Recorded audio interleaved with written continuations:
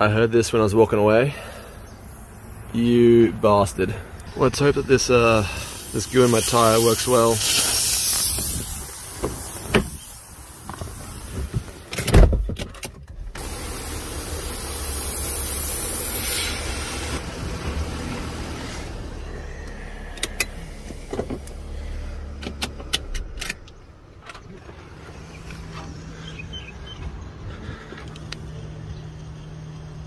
I'm still quite far away from home.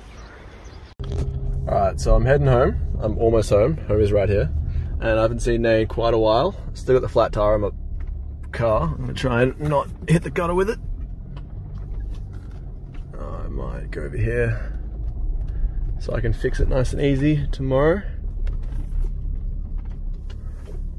And let's see Nay's reaction. Let me just check out the tire.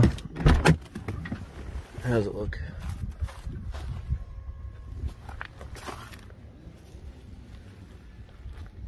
See it right there? It's no longer leaking, which is awesome.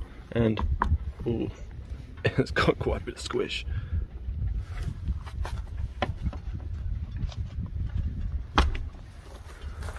That's pretty good. I'll check the PSI later and see what it stopped at. Oh, let's go say hi to Nay. This is a comparison to the front tire. Hey baby, you look beautiful. So it's the next day. I've definitely identified the hole. Now I've lost it. It's right here. You can see bit of goo. It's definitely stopped leaking. So stayed at this level. I will unpack my carefully crammed in air compressor so I can see what PSI it stops out, and then I'll let you know and patch it up. So it stops like dead on 20. You see that? Dead on 20. I am going to let the tire down, the back tire, and yeah, puncture repair it. So it's easy to do when it's flat, because obviously as soon as you push that that puncture repair stuff in, it'll just pour out all the good old tire sealant, and I want to just keep as much in there as I can. I don't have to add extra to it, because I reckon it'll still work a few more times as it is. But yeah, so usually I keep my tires at like pretty much max PSI at the back anyway, because I'm towing this massive caravan right here. The good old classic caravan of courage, and it's got a lot of down weight, so I feel like I need to sort of keep it pretty high PSI to counteract that down weight. And what else? So I've had that tire goo actually in there for about 2 years, a little over 2 years, probably gone about 2.5. So I had a small puncture in this car when I first got it. And it was really slow. It was very frustrating, because like you'd pump it up and then the next day it'd be like a little flatter, and pump it up, and I was like, all right, I'm kind of sick of this. I want to be able to get a puncture like that and just not worry about it, because the goo just seals tiny holes perfectly.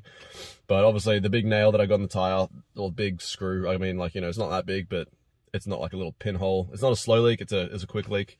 And yeah, so obviously the goo let me get all the way home, and I went 100 kilometer roads. I did 80 for the most of it, and it was a bit over an hour of driving.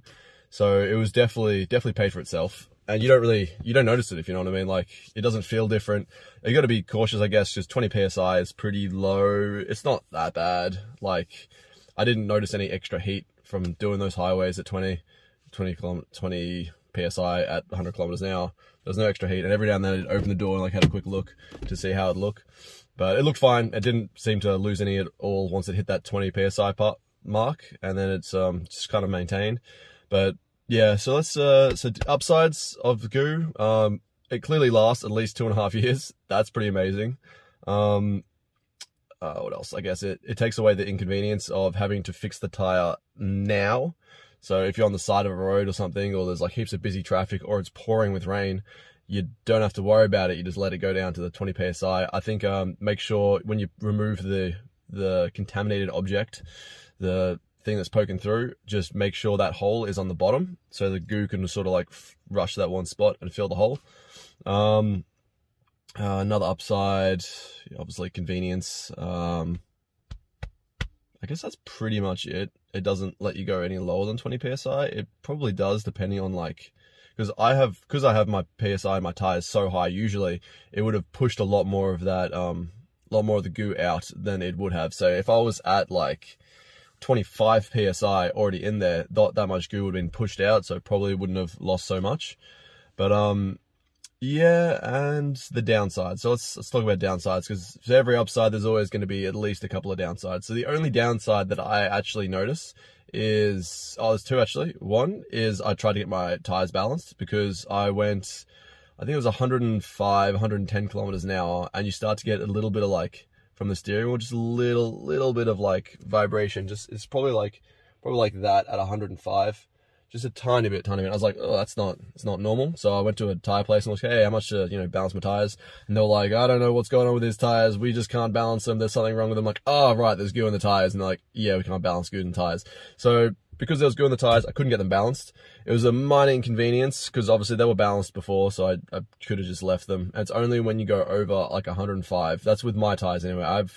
I have a lot of air space in my tires. If you were to have tires like that, I can't imagine it would be worse in any way, because there's less stuff jumping around. So I think the bigger the tire, like the air in the tire, not the rim diameter, the actual air space, that little bit there, probably the worse.